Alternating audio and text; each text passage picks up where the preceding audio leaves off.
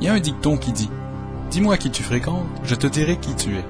Eh bien, que je m'appelle soit Pierre, Paul ou Jacques ne vous importe peu, puisque c'est la personnalité que vous désirez connaître. Afin d'en savoir un peu plus sur mon cas particulier, il serait favorable de pouvoir vous présenter ceux que je côtoie. Voici entre autres la toute première personne.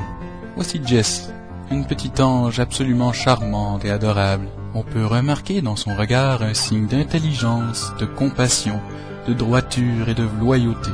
Aujourd'hui devenue l'une de mes plus grandes amies, elle se dévoue farouchement pour terminer ses études et devenir avocate. Mais pour l'instant, elle travaille dans un buffet chinois à prix modique afin de payer ses études. Elle s'est ainsi découvert un talent particulier dans la boucherie, en rapportant d'excellents spécimens pour les consommateurs du restaurant. Mais Jess, c'est également la copine de Dave. Ah, Dave, cet infatigable surdoué. Ce mécanicien aux manières raffinées vous surprendra par son talent. Veuillez tout de même me pardonner cette série d'expressions non francophones, d'experts en customization, de tuning, racing, enfin bref, ce qui vous permettra de transformer votre Civic Racing de Yo en Civic de Pimp de Yo, en vous incorporant des trous de vitesse et un tuyau d'échappement aussi gros qu'une poubelle. Malgré tout, Dave est une personne serviable et adorable. D'ailleurs, lors d'un entraînement, il rencontra notre ami Pascal, lui aussi un ami de longue date.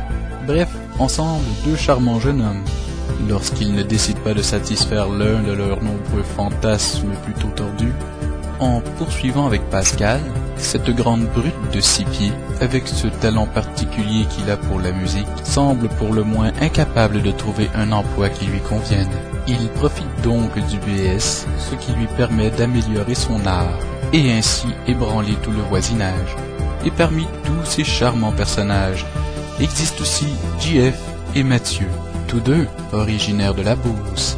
Bien sûr, l'adaptation n'a pas été facile, mais ils avaient soif d'apprendre, puisque, malgré tout, à l'époque où nous sommes, en Beauce, la vie y est rude, puisque les étrangers sont littéralement lapidés, et les avions criblés de flèches.